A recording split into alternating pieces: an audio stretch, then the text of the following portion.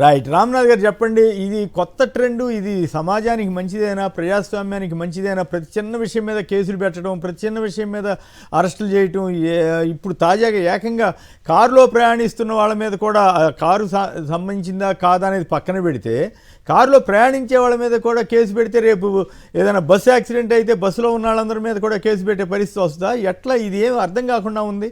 ఈ పరిణామ క్రమం మీద మీ విశ్లేషణ ఏమిటి? కొమ్మినేని గారు, ప్రభుత్వ వైఖరి ఎలా ఉందంటే, సరే ఈ రోజు ఎంతమంది మీద వైసీపీ వాళ్ళ మీద కేసులు పెట్టారు, ఈ వారంలో ఎంతమంది పెట్టారు, ఏ జిల్లాలో పెట్టారు, ఏ పోలీస్ ఆఫీసర్ ఏ విధంగా ఉన్నారు, ఏదంతా ఓ రిపోర్ట్ లాగా ఏదో ఇది ఎక్సర్సైజ్ లాగా చేస్తూ ఉన్నట్టుగా ఉంది. జగన్మోహన్ రెడ్డికి ఇండైరెక్ట్ గా వీళ్ళు చెప్తూ ఉన్నది, మీకు ప్రజలు కావాలా, పర్యటనలు కావాలా, ప్రాణాలు కావాలా, తేల్చుకోండి అని ఏమైనా ఇండైరెక్ట్ గా చెప్తూ ఉన్నారా? ఈరోజు ఈనాడు పత్రికలోనే రాశారు కొమ్మినేని గారు. ఎంత దారుణం అంటే, డ్రైవర్ రమణారెడ్డి ఈయన ఎక్కడి నుండి వచ్చారు, ఎన్ని రోజుల నుండి జగన్మోహన్ రెడ్డి దగ్గర ఉన్నారు, అసలు ఏ బ్యాచ్ కానిస్టేబుల్ అన్న విషయం కూడా పోలీసు ఉన్నతాధికారులకు తెలియదని స్వయంగా ఈనాడు పత్రికలో రాశారు. అంటే పోలీసులు ఎంత నిర్లక్ష్యంగా ఉన్నారు అంటే, ఒక మాజీ ముఖ్యమంత్రికి సంబంధించి డ్రైవర్ ఎవరు, ఏ కానిస్టేబుల్, ఏ బ్యాచ్, అసలు జగన్మోహన్ రెడ్డి దగ్గర సెక్యూరిటీ ఎవరెవరు ఉన్నారనేది కూడా వీళ్ళు రివ్యూ చేయలేదు. ఈ ఏడాది కాలంలోనే చాలా స్పష్టంగా అర్థమవుతుంది కదా. డ్రైవర్ రమణారెడ్డి ఎవరు అనేది గత ప్రభుత్వంలో అధికారులకి అందరికీ తెలిసి ఉంటుంది, కానీ ఈ ప్రభుత్వ అధికారులకు తెలిసినట్టుగా లేదు. అంటే జగన్మోహన్ రెడ్డి ఒక మాజీ ముఖ్యమంత్రి దగ్గర డ్రైవర్ గా ఎవరున్నారు అనేది కూడా వీళ్ళు పోలీసులు రివ్యూ చేసుకోలేకపోయారు, కనుక్కోలేకపోయారు ఇన్ని రోజులు. అంటే జగన్మోహన్ రెడ్డి పర్యటనకు సంబంధించి కావచ్చు, ఆయన భద్రతను కావచ్చు, గాలికి వదిలేశారు. జగన్మోహన్ రెడ్డి దగ్గర మాజీ ముఖ్యమంత్రి ఉండొచ్చు, ఆయన దగ్గర ఎవరు భద్రతగా ఉన్నారు, ఎవరు డ్రైవర్లుగా ఉన్నారు అనేది మాకు సంబంధం లేని అంశం అని పోలీసులు వదిలేశారు. అంటే దీన్ని బట్టే జగన్మోహన్ రెడ్డి భద్రతకు సంబంధించి కనీసం రివ్యూలు కూడా వీళ్ళు చేయడం లేదు. అక్కడ ఏం జరుగుతోంది, ఆయనకి ఎలాంటి థ్రెట్ ఉంది అన్నది కూడా వీళ్ళు పరిశీలన చేయడం లేదు అధికారులు అన్నది ఈరోజు ఈనాడు రాసిన దాన్ని బట్టి చాలా క్లియర్ గా అర్థమవుతుంది. ఇంకొకటి, అసలు కారు మీదకి అలా యువకులు ఎలా ఎక్కుతారు కొమ్మినేని గారు? సరే కొందరు అనొచ్చు, అంత వైసీపీ వాళ్ళు ఎక్కితే మేమేం చేయొచ్చు అని. అంటే ఇప్పుడు తెలుగుదేశం పార్టీలో ఉండరా, జనసేన పార్టీలో ఉండరా? పోలీసులు అంతా వదిలిపెడితే పవన్ కళ్యాణ్ కారు మీదకి ఎక్కే అభిమానులు ఉండరా? చంద్రబాబు నాయుడు గారి కారు మీదకి ఎక్కే అభిమానులు ఉండరా? ఆ పార్టీల్లో ఉంటారు కదా కొద్దిమంది అయినా. అలా ఎక్కకూడదనే కదా సెక్యూరిటీ పెట్టుకునేది. చంద్రబాబు నాయుడు గారి పర్యటనలో, పవన్ కళ్యాణ్ గారి పర్యటనలో జరగని ఉదంతాలు జగన్మోహన్ రెడ్డి పర్యటనలో ఎలా జరుగుతున్నాయి? వాళ్ళు వైసీపీ కార్యకర్తలు కావచ్చు, రేపు పొద్దున ఇంకొకరు కావచ్చు, నేరుగా వెళ్ళి ఒక మాజీ ముఖ్యమంత్రి కారు మీద ఎక్కుతూ ఉంటే పోలీసులు రోప్ పార్టీ ఏర్పాటు చేయకుండా వదిలేశారు కదా. అంటే వీళ్ళ ఉద్దేశం, మేము చెప్పినట్లు 100 మందిని తీసుకొని వస్తే మాత్రమే మీకు రోప్ పార్టీ ఇస్తాము, సెక్యూరిటీ కల్పిస్తాం, అంతకు మించి ఎవరు వచ్చినా సరే మాకు సంబంధం లేదు, వెళ్ళి పక్కన రోడ్డు పక్కన నిలబడతామని పోలీసులు చెప్పదలుచుకున్నారా? ఆ వెహికల్ మీదకి యువకులు ఎక్కారు, కనీసం వాళ్ళని అక్కడి నుండి పక్కకు పంపించే పోలీసులన్నా ఎవరైనా ఉన్నారా? వైసీపీ కార్యకర్తలు, నాయకులే వాళ్ళని పక్కకు తీసి పంపించే ప్రయత్నం చేస్తూ ఉన్నారు. అంటే జగన్మోహన్ రెడ్డి భద్రతను పూర్తిగా గాలికి వదిలేశారు, పట్టించుకోవడం లేదన్నది చాలా క్లియర్ గా అర్థమవుతూనే ఉంది. ఇంకో విషయం ఏంటంటే, ఇప్పుడు ఇంకైపోయినా ఏమైనా కొత్త చట్టం ఏమైనా ఏపీలో తెచ్చారా? ఓ వెహికల్లో వెళ్తూ ఉంటే డ్రైవర్ ఏదైనా యాక్సిడెంట్ చేస్తే, వీళ్ళు చెప్పినట్టు నిజంగా అది యాక్సిడెంట్ అయ్యి ఆ కారు కిందే పడినట్టు వీళ్ళు చెప్తున్నారు కాబట్టి అదే నిజమైనా కూడా, మరి ఆ కారులో ప్రయాణిస్తున్న మాజీ ముఖ్యమంత్రి మీద, మాజీ మంత్రులు పేర్ని నాని కావచ్చు, రజనీ గారు కావచ్చు, ఎంపీ వైవి సుబ్బారెడ్డి గారు కావచ్చు, పిఏ కేఎన్ఆర్ కావచ్చు, వీళ్ళందరి మీద కేసులు ఎలా పెట్టారు? ఎందుకు పెట్టారు? అంటే వీళ్ళు ఏమన్నా తొక్కించేసి వెళ్ళిపోనేమని చెప్పారా?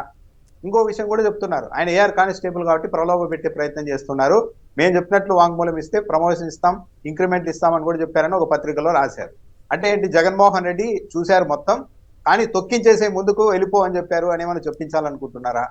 అసలు అక్కడ వాళ్ళు చెప్తున్నట్లు నిజంగానే అదే దృశ్యాలు అవన్నీ నిజమే అయినప్పటికీ కూడా ఆ ఇన్సిడెంట్ జగన్మోహన్ రెడ్డి చూడలేదు. ఆయన అటువైపు అందరికీ దండం పెట్టుకుంటూ వెళ్ళిపోతూ ఉన్నారు. కానీ జగన్మోహన్ రెడ్డి కూడా ఇంకా ఈనాళ్ళు ఆంధ్రప్రదేశ్ పత్రికలు ఏం రాస్తారు, జగన్మోహన్ రెడ్డి చూశారు అయినా కూడా ఆపకుండా ముందుకు తీసుకెళ్లారని చెప్తారు. అంటే వీళ్ళే ఒక తీర్పు ఇచ్చేస్తూ ఉన్నారు.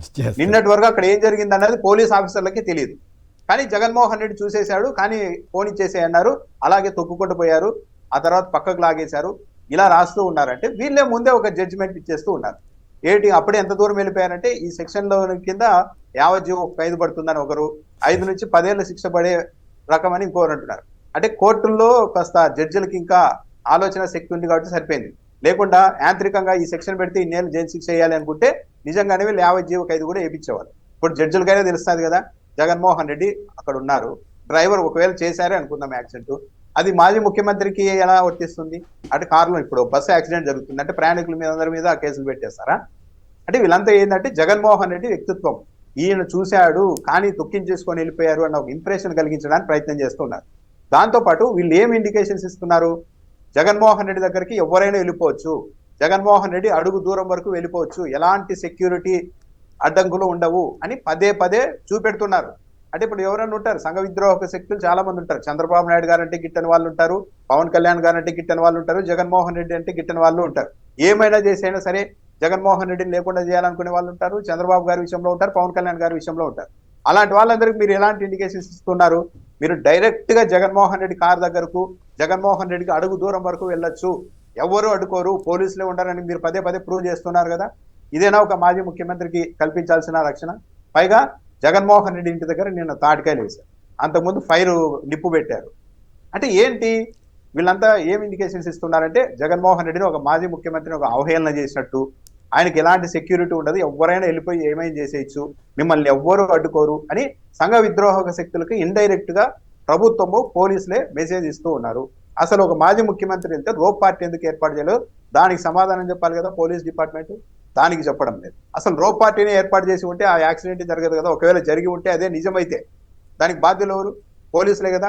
ఒక మాజీ ముఖ్యమంత్రి వచ్చినప్పుడు కనీసం రోప్ పార్టీ ఏర్పాటు చేయకుండా చుట్టూ ఒక 10 మంది పోలీసుల్ని పెట్టుకోకుండా నేరుగా కార్ల మీదకి ఎక్కి దుంకుతూ ఉంటే, ఎగురుతూ ఉంటే చివరకు వైసీపీ నాయకులు కార్యకర్తలే సముదాయించుకోవాల్సిన పరిస్థితి వస్తూ ఉంటే పోలీసులు ఒక మాజీ ముఖ్యమంత్రి భద్రతను ఇంత గాలికి వదిలేసి మళ్ళీ ఈ రోజు మాట్లాడుతూ ఉన్నారంటే పోలీసులు నిజంగా ఆలోచన చేసుకోవాలి పోలీస్ డిపార్ట్మెంట్ ఏ విధంగా వెళ్తుంది.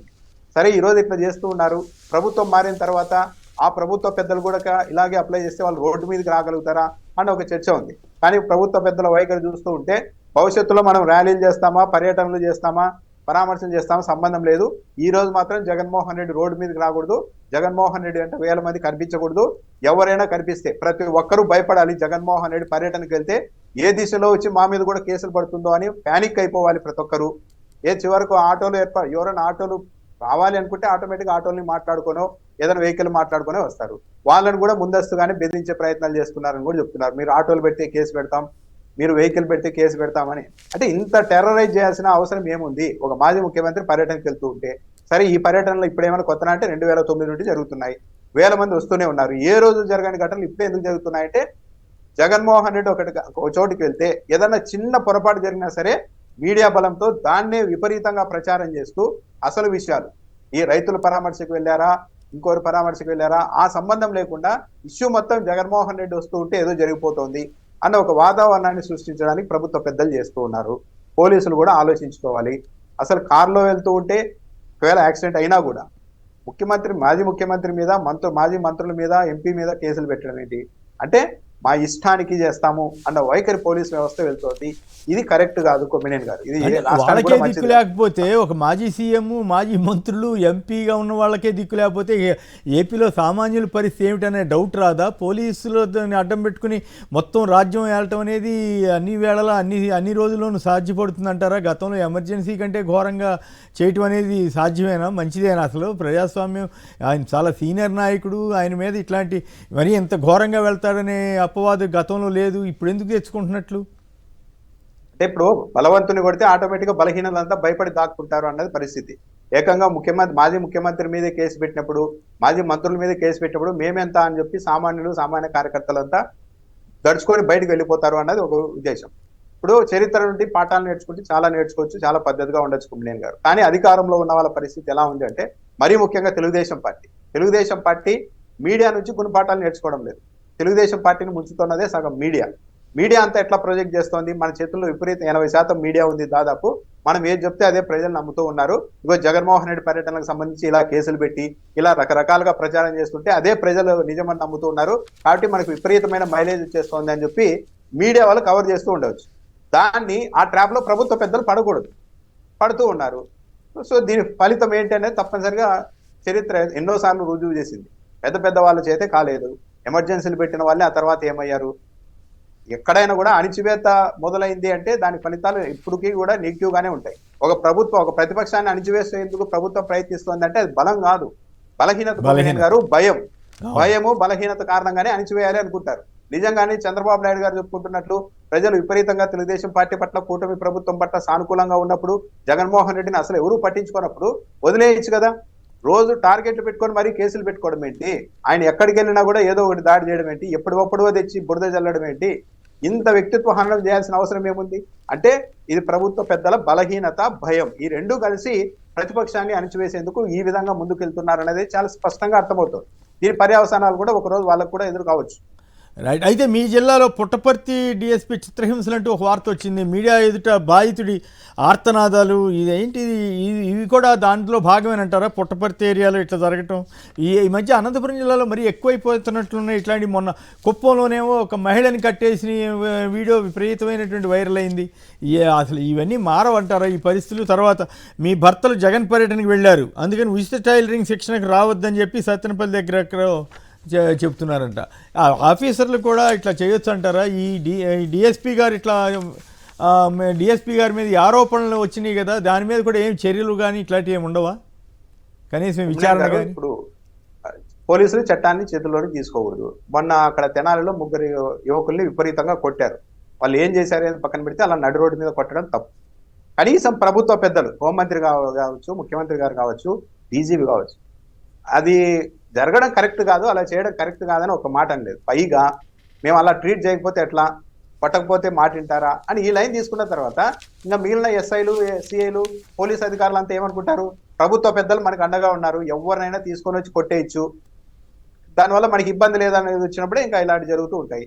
ఆ పోలీస్ అధికారి, అనంతపురం జిల్లా పుట్టపర్తికి సంబంధించిన ఆ అధికారి జగన్మోహన్ రెడ్డి హెలికాప్టర్కి సంబంధించి ఆ రోజు ఏర్పాట్ల బాధ్యతలు కూడా చూశారంట ఆయనే. మరి ఆ రోజు మొత్తం చేతులు ఎత్తేసి హెలికాప్టర్ మీద కూడా కార్యకర్తలు అందరూ పోయి పడేలా చేశారు. అంటే వీళ్ళంతా ఏ ఉద్దేశాలతో చేస్తున్నారు అంటే ప్రభుత్వ పెద్దల మెప్పు కోసమే చేస్తున్నారని అతను మీడియా సమావేశం మీదే చెప్తున్నాడు. 4 రోజుల క్రితమే తీసుకొని వచ్చి నన్ను విపరీతంగా కొట్టారు అని. అంటే హైకోర్టే చెప్పింది. ఏంటి మీరు అరెస్ట్ చేసేది ఒక రోజు, 2-3 రోజుల తర్వాత కోర్టులో ప్రవేశపెడుతూ ఉన్నారు. సీసీ ఫుటేజ్ అడిగితే కోతులు కట్ చేశాయి, షార్ట్ సర్క్యూట్ జరిగిందని కథలు చెప్తున్నారు. డీజీపీని కోర్టుకు పిలిపించాల్సి ఉంటుందని పలుమార్లు హెచ్చరించినా కూడా ఎక్కడ మారడం లేదు. అంటే న్యాయ వ్యవస్థను కూడా వీళ్ళు లెక్క చేసే పరిస్థితుల్లో ఈరోజు రాష్ట్రంలో వ్యవస్థలు లేవు అన్నది చాలా క్లియర్ గా అర్థమవుతోంది. ఇది ఇంకా పెరిగితే ఒకరోజు అమాయకులు కూడా, పోలీసులు, ప్రభుత్వము, మీడియా అంతా కలిసిపోయిన తర్వాత ఒక అతి పాపం సామాన్యుడిని, అమాయకుడిని కూడా ఇగో ఇతడు నేరస్తుడు అందుకే కొట్టామని కూడా చెప్పగలుగుతారు. ఇప్పుడు మీడియా, ప్రభుత్వము, పోలీసులు అందరూ కలిసిన తర్వాత ఇంకెవరు అడ్డుకుంటారు? చాలా దురదృష్టకరం. అట్లా ఇప్పుడు ప్రభుత్వం అన్నది సత్యానికి అనుగుణంగా ఉండాలి, పోలీస్ వ్యవస్థ అన్నది న్యాయానికి అనుగుణంగా ఉండాలి, మీడియా అన్నది వాస్తవాలు రాయాలి, ప్రభుత్వాల్లో జరిగే తప్పులు ఎంచి చూడాలి. కానీ విచిత్రంగా ప్రతిపక్షం మీదే పడే కార్యక్రమంలో ఉన్నారు వీళ్ళంతా. అంటే ఇప్పుడు అంబేద్కర్ గారు రాసిన రాజ్యాంగమే తప్పు, ఈ చట్టాలు పోలీసులు విచారించాలి, దర్యాప్తు చేయాలి, కోర్టులు శిక్షించాలన్న ఫార్మేటే తప్పు, పోలీసులే కొట్టాలి, పోలీసులే అక్కడికక్కడే ట్రీట్మెంట్ ఇచ్చేయాలి అన్నది ఈ రోజు నడుస్తున్న ఉదంతం. కానీ ఆ రోజు వాళ్ళేం అమాయకులు కాదు, ఎంతో పరిశీలన చేసి లోతుగా పోలీసుల చేతుల్లోనే శిక్షలను అమలు చేసే పని కూడా పెడితే ఏం జరుగుతుందో తెలుసు కాబట్టే పెట్టలేదు. కానీ ఈ రోజు మాత్రం పోలీసులు, అదే మీడియా, పోలీసులు, ప్రభుత్వం అంతా ఏకమైనప్పుడు ఎవరి మీద అయినా సరే ఏదో ఒక బురద జల్లేసి నేరస్తుడు, తన ఉగ్రవాదులతో సంబంధాలు ఉన్నాయని తీసుకెళ్లి కొట్టి లోపలేసినా కూడా దిక్కులేని పరిస్థితి వస్తుందని ఆ రోజు రాజ్యాంగంలో శిక్షలు వేయాల్సింది, శిక్షించాల్సింది 2 పక్షాల వాదనలు విన్న తర్వాత కోర్టులు అని పెట్టారు. కానీ ఈ రోజు అక్కడ అలా ఏం కనిపించడం లేదు. మేమే శిక్షలు కూడా అమలు చేస్తాం డైరెక్ట్ గా చెప్తున్నారు. ఒక కేసులో పెట్టి అరెస్ట్ చేస్తాము, బెయిల్ వస్తుందా మళ్ళీ ఇంకో కేసులో పెట్టేస్తాము. అంటే వాళ్ళు తప్పు చేశారో లేకుండా తేలక ముందే 6 నెలల, సంవత్సరం పాటు లోపల వేసేస్తాము అంటున్నారు. ఇంకా కోర్టుల ప్రమేయం ఎక్కడుంది? కొమ్మినేని గారికి ఇలా చేసుకుంటే వెళ్తే ఇంకా కోర్టుల వ్యవస్థ ఎందుకు, న్యాయ వ్యవస్థ ఎందుకు? దానికైతే చాలా దురదృష్టకరమైన పరిణామాలు అయితే నడుస్తున్నాయి ఏపీలో. ఏపీలో పరిస్థితి ఏం బాగలేదనిపిస్తా ఉంది.